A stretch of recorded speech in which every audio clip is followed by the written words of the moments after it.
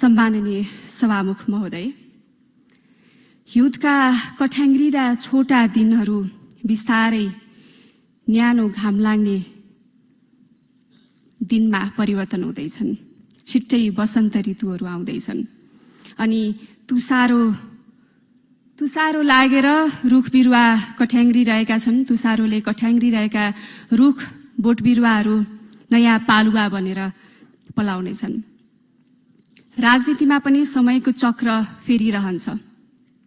यो रोस्टमबाट यो गरिमामय सदनको चारैतिर आँखा डुलाउँदा यस्तो लागिरहेछ नेपालको राजनीतिमा वसन्त छाइसकेको छ।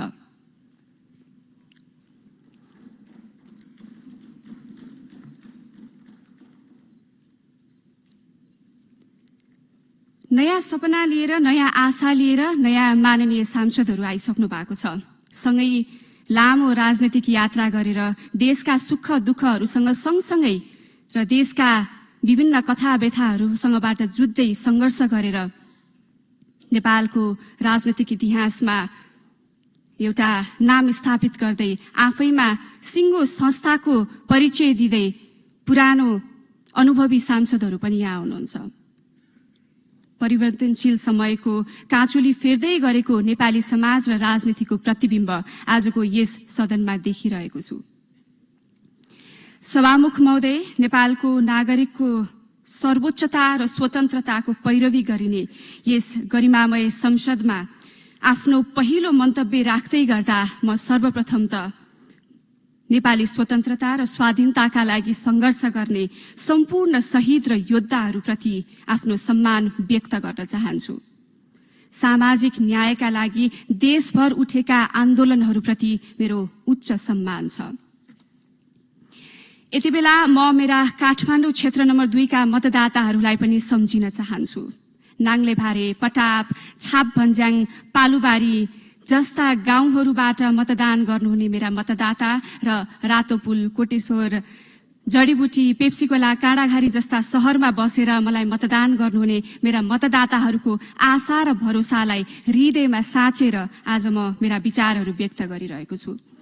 काठमाडौँ क्षेत्र नम्बर 2 का जनताको प्रतिनिधिको हैसियतमा यहाँ बोल्दै गर्दा मलाई थाहा छ यो क्षण म माथि भरोसा राख्ने आम नेपालीहरूको गर्वको क्षण मात्रै होइन, यो नेपालको राजनीतिक इतिहासमै एउटा पानी ढलो क्षण पनि हो।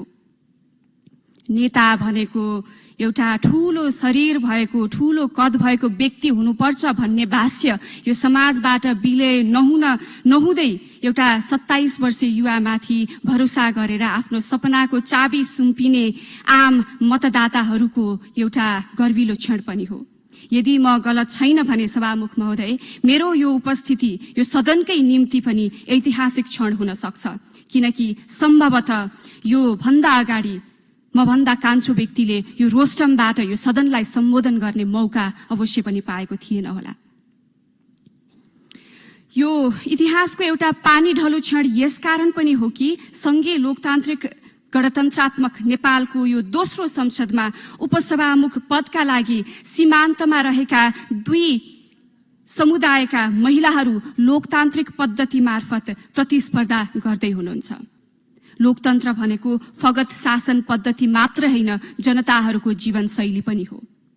त्यसैले लोकतन्त्रको अब्बल परीक्षा समाजको सबैभन्दा पिछडिएको वर्गले मूलधारको प्रतिस्पर्धामा भाग लिन पाउँदा मात्रै सम्भव हुन्छ भन्ने कुरा पनि तपाईँ हामी सबैजनालाई थाहा नै छ।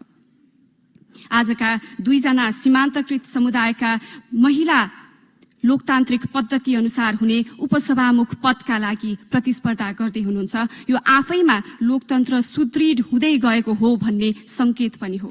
उहाँहरूको प्रतिस्पर्धा एक सुखद संयोग मात्र नबनोस्, बरु यस्ता प्रतिस्पर्धाहरू हाम्रो लोकतान्त्रिक अभ्यासको सामान्य प्रक्रिया बन्दै जाओस्, ताकि सीमान्तमा रहेका आम मानिसहरूले मूलधारको राजनीतिमा, मूलधारको प्रतिस्पर्धाहरूमा आफूलाई सहभागी गराउन सकुन् अनि मात्र हामीले हाम्रो लोकतन्त्र उन्नत भएको महसुस गर्न सक्छौं।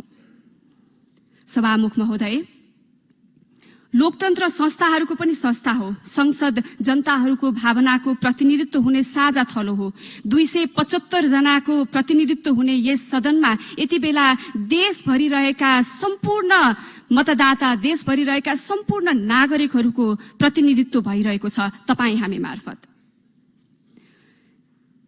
यो आशालाई वास्तविकतामा बदल्न विकसित र विकासशील समाजलाई मध्यनजर गर्दै हामीले समय सापेक्ष ऐन, नियम, कानूनहरू बनाउनु छ।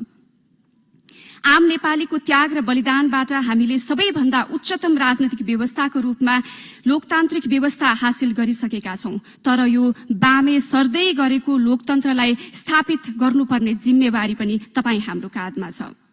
हामी सबैलाई थाहा छ देश अहिले गम्भीर आर्थिक संकटमा छ। लगभग 42% हिस्सा ओगट्ने युवा पुस्ताबाट लिन सकिने यथेष्ट जनसंख्यिक लाभको बावजुद पनि देश अहिले गम्भीर आर्थिक संकटमा परेको छ। जता हेर्यो भ्रष्टाचारका कुराहरू मात्रै सुन्छौं र देख्छौं। भ्रष्टाचार, पैसाको भ्रष्टाचार, पदको भ्रष्टाचार। सभामुख महोदय, भ्रष्टाचार भनेको पद र पैसाको मात्रै हुँदैन। देशभित्र भएका अनगिन्ती सम्भावनाहरूको खोजी नगरिनु पनि भ्रष्टाचार हो। त्यसैले हामीले सम्भावनाहरूको यथेष्ट खोजी गर्नुपर्नेछ। यही सम्भावनाहरूको यथेष्ट खोजी नभएको कारण मासिक 20,000 रुपैयाँ कमाउन पनि आज युवाहरू विदेश पलायन भएका छन्। सग्लो शरीर लिएर गएका हाम्रा सक्षम युवाहरू कति बाकसमा फर्किएका छन्, कति बन्धक बनिएका छन्, कति पिटिएका छन्, कति लुटिएका छन्। यो समग्र देशप्रतिको अन्याय हो। वार्षिक करिब 5 खर्बको रेमिटान्स भित्र्याउँदा समेत आम नेपालीको जीवनमा केही मात्रामा भौतिक सुखशैल बाहेक तात्विक परिवर्तन भएको तपाईं हामीले खासै देख्न सकिरहेका छैनौं। राजनीतिक हिसाबले लोकतन्त्र हासिल गरे पनि हामीले नेपाली समाजमा न्याय, स्वतन्त्रता र समानता स्थापित गर्न सकिरहेका छैनौं। यति भनिरहँदा यो पनि देशमा केही पनि हुन सक्दैन भनेर निराश भएका युवाहरू आज देशमा सम्भावनाहरू देखेर, थोरै भए पनि परिवर्तनहरू देखेर आशा राखेर अब देश फर्किने योजनाहरू पनि बनाइरहेका छन्। ती तमाम विदेशिन बाध्य भएका नेपालीहरूका सपनाहरूलाई अटाउन सक्ने नेपाल बनाउनु पर्नेछ।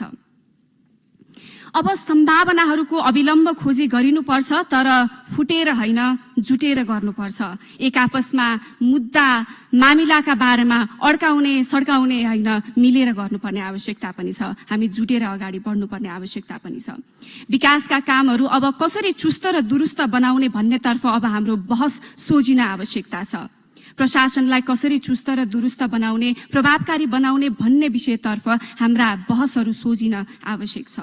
यो बदलिदो समयमा बदलिदो शैली अपनाउन सकेनौं भनेदेखि नयाँ विकास गर्न सक्दैनौं। पुरानै चिन्तनबाट त नयाँ विकास कसरी सम्भव होला र खै। त्यसैले हामीले नयाँ चिन्तन गर्न आवश्यकता छ। लोकतन्त्रको प्रवर्धन गर्दै संसदीय परम्पराको मर्यादाभित्र रहेर हामीले मिलेर काम गर्नु छ। प्रविधि मात्रै होइन, अब प्रवृत्ति पनि बदल्नुपर्छ। सधैँ इतिहासमा मात्रै हामीले गर्व गरिरह्यौं। इतिहास भनेको गर्व गर्ने चीज, पढ्ने चीज मात्रै होइन महोदय। हामीले इतिहास भनेको लेख्ने पनि चीज हो र अब यो इतिहास लेख्नुपर्ने समयमा हामी आइसकेका छौं। यो इतिहास लेख्ने अवसर जो कोहीलाई प्राप्त हुँदैन, तर आज हामीलाई प्राप्त हुँदै गर्दा इतिहास लेख्न सकेनौं भनेदेखि इतिहासमा हामीलाई धिक्कार्नेछन् हाम्रा भावी पुस्ताहरूले। त्यसैले यो प्राप्त भएको अवसरलाई तपाईं हामीले अवसरको रूपमा लिएर अगाडि बढाउनु पर्नेछ। सभामुख महोदय, संघीय लोकतान्त्रिक गणतन्त्र नेपालको अर्थ राजनीति विकास, सामाजिक सांस्कृतिक रूपान्तरण र विश्व सम्बन्धको नयाँ आधारशिला खडा गर्न नवीन सोच, परिष्कृत विश्वदृष्टि र उच्च नैतिक बल सहितको नयाँ नेतृत्व लिएर राष्ट्रिय स्वतन्त्र पार्टी अगाडि बढेको छ।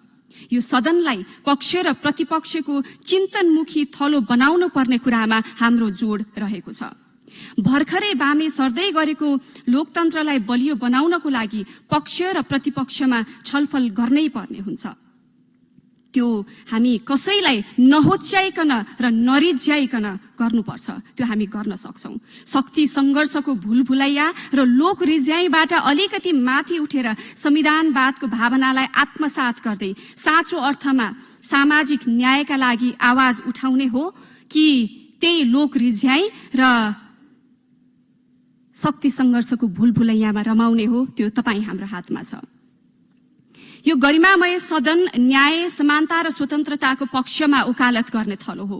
हाम्रो सभ्य र समुन्नत छलफलले लोकतन्त्र बलियो हुन्छ, नागरिक बलियो हुन्छ। यहाँको छलफलले हामीमाथि विश्वास गर्ने जनताहरूलाई विश्वास दिलाउनु छ कि जनताहरू मतदाता मात्रै हैनन्, जनताहरू केवल एक भोट मात्रै हैनन्, बरु नागरिक हुन्। उहाँहरूको नागरिक हुनुको परिचय तब मात्र हामी दिन सक्छौं जब हामीले उहाँहरूको आफ्नो अमूल्य मत मार्फत निर्वाचित गरेर पठाउनु भएका हामीहरू उहाँहरूका समस्या र सपनाका बारेमा घनीभूत छलफल गर्छौं र सकारात्मक परिवर्तनका लागि तम तयार भएर कदमहरू अगाडि बढाउँछौं। सभामुख महोदय, हामीले शासकीय स्वरूपमा लोकतन्त्र त स्थापित गर्यौं, तर लोकतान्त्रिक संस्थाहरूलाई सुधार किन हो गर्न सकिरहेका छैनौं। राज्यका हरेक महत्वपूर्ण लोकतान्त्रिक संस्थाहरू अहिले धाराशाही अवस्थामा छन्।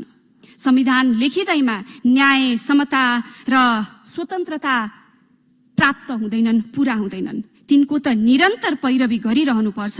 पक्कै पनि तपाईं हाम्रो दायित्व लोकतन्त्रको पैरवी गर्ने र बडो मुस्किलले बनाइएको संविधानको रक्षा गर्ने हुनुपर्छ। संविधानको भावनालाई आत्मसात गर्न सकियो भने मात्रै सही अर्थमा हामीले हाम्रो शिशु लोकतन्त्रलाई अगाडि बढाउन सक्छौं।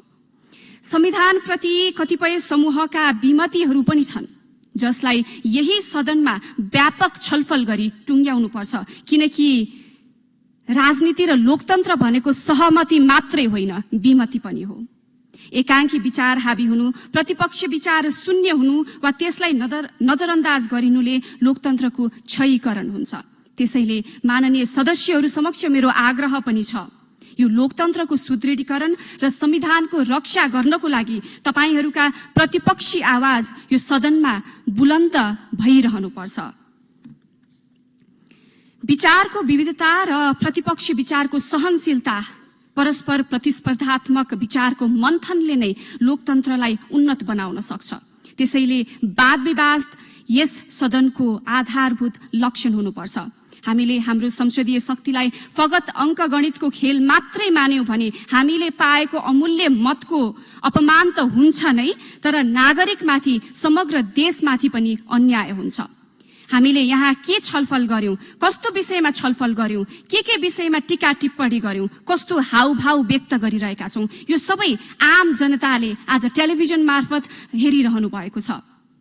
त्यसैले लोकतन्त्र र संविधानलाई सुदृढ गर्ने यावत कुराहरूको सन्दर्भमा यस सदनको काम कर्तव्यलाई कुशलतापूर्वक निर्वाह गर्नुपर्छ भन्ने पक्षमा सदैव उभिरहनु भएको र यस अठोटका साथ अगाडि बढिरहनु भएकी, राजनीतिमा प्रवेश गर्नु अगाडि समाज सेवामा आफूलाई समर्पित गरिरहनु भएकी र आजको यस उपसभामुख पदको निर्वाचनमा र प्रतिस्पर्धामा सहभागिता जनाउनु भएकी राष्ट्रिय स्वतन्त्र पार्टीकी माननीय सांसद इन्दिरा राणालाई आज उपसभामुख पदको लागि प्रस्ताव गर्दै यहाँहरू समक्ष भोटको अपिल पनि गर्न चाहन्छु।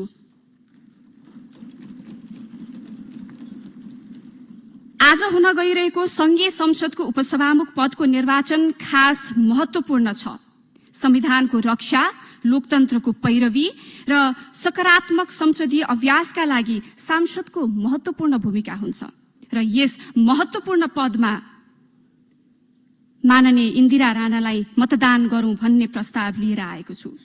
माननीय इन्दिरा राणा यो संसदको एउटा नयाँ अनुहार हुन सक्छ। नयाँ पार्टीको सदस्यको रूपमा यहाँ आइरहँदा यहाँहरू धेरैलाई नयाँ अनुहार पनि लाग्न सक्छ। माननीय इन्दिरा राणा समाज रूपान्तरणको अथक प्रयासपछि निखारिएर राजनीतिमा आउनु भएको व्यक्तित्व हो।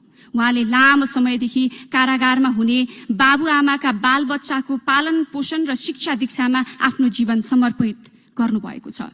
जुन बच्चा आफ्ना बुवा आमाको कसुरको भागीदार हुन पुगेका थिए र जसको भविष्य अन्धकार थियो, जसले जेलका भित्ता बाहिरको संसार देख्न सकेका थिएनन्, तिनलाई संसार देखाउने व्यक्ति माननीय इन्दिरा राणा पनि हुनुहुन्छ। उहाँको अथक प्रयासबाट यो सम्भव भएको छ, हामीले देखेका छौं। तपाई हामी मध्ये धेरैजना समस्या मात्रै औंल्याएर बस्छौं, यो भएन त्यो भएन, यहाँ समस्या छ त्यहाँ समस्या छ। तर माननीय इन्दिरा राणा यस्तो व्यक्ति हुनुहुन्छ जसले समस्या औंल्याएर मात्रै बस्नु भएन, बरु समाधान पनि खोज्नको निम्ति, प्रयास गर्नको निम्ति उहाँ सडकमा आउनुभयो र सडकबाट आफ्ना आवाजहरू सदैव बुलन्द पारिरहनु भयो। अन्धकारमा जीवन बिताइरहेका कैयौं नेपाली बालबच्चालाई नयाँ जीवन र नयाँ भविष्य दिएर नेपालको भविष्य नै उज्जवल बनाउनु हुने माननीय इन्दिरा राणा यस गरिमामय सदनको उपसभामुखको कुर्सीमा बस्नु भनेको उहाँको योग्यताको मात्रै कदर भएको होइन, बरु सम्मानित उपसभामुख पद पनि शोभामान हुनु हो। लोकतन्त्र र संविधानको सर्वोच्चता बारे उहाँका विचारहरू स्पष्ट छन्। यस सदनको गरिमा र पदको जिम्मेवारीलाई उहाँले अत्यन्त कुशलतापूर्वक निभाउन सक्नुहुन्छ भन्ने कुरामा म विश्वास राख्छु र राष्ट्रिय स्वतन्त्र पार्टी विश्वास राख्दछ। उहाँले आफ्नो जीवन नै बालबालिकाका रक्षाका लागि र नेपालका रक्षाका लागि समर्पित गर्नुभएको छ। उपसभामुखका लागि हुँदै गरेको निर्वाचनमा आफ्नो अमूल्य मत संविधानको रक्षा र लोकतन्त्रको पैरवीको पक्षमा माननीय इन्दिरा राणाको निम्ति व्यक्त गरिदिनु हुन तपाई सम्पूर्ण माननीय सदस्यज्यूहरूसँग अपील पनि गर्न चाहन्छु। यस लोकतान्त्रिक प्रतिस्पर्धामा भाग लिनुहुने माननीय सांसद मुक्ता कुमारी यादवलाई समेत म शुभकामना व्यक्त गर्न चाहन्छु। संसदमा प्रतिपक्षको प्रतिस्पर्धाको भावनालाई बरकरार राख्दै सीमान्तकृत महिलाको प्रतिनिधित्व गर्ने माननीय सांसद मुक्ता कुमारी यादवलाई उपसभामुखको उम्मेद्वार बनाएकोमा म नेपाली कांग्रेस पार्टीलाई धन्यवाद र बधाई पनि दिन चाहन्छु। महात्मा गान्धीले भन्नुभएको छ, तपाईले विनम्र तरिकाले नै संसार हल्लाउन सक्नुहुन्छ। अपार सैन्य शक्तिका बावजुद ब्रिटिश साम्राज्यले गान्धीको सत्याग्रहसँग झुक्नु परेको थियो। त्यसरी संसार हल्लाउने गान्धीको उपाय थियो सत्याग्रह, अर्थात् सत्यको आग्रह। गान्धीको सत्याग्रह अरूप्रति मात्रै लक्षित थिएन, आफै अन्तर्मनसँगको एउटा आग्रह पनि थियो। आज मतदान गर्दै गर्दा हामीले आफैसँग सत्यको आग्रह गरौं र लोकतन्त्र, संविधानवाद र नेपाली नागरिकको सर्वोच्चता र स्वतन्त्रताको पक्षमा मतदान गरौं। अन्त्यमा फेरि पनि म माननीय इन्दिरा राणालाई आजको हुन गइरहेको उपसभामुख पदको लागि निर्वाचित गरियोस् भनेर प्रस्ताव पेश गर्दै यहाँहरू समक्षबाट बिदा हुन चाहन्छु। हवस् त, नमस्कार।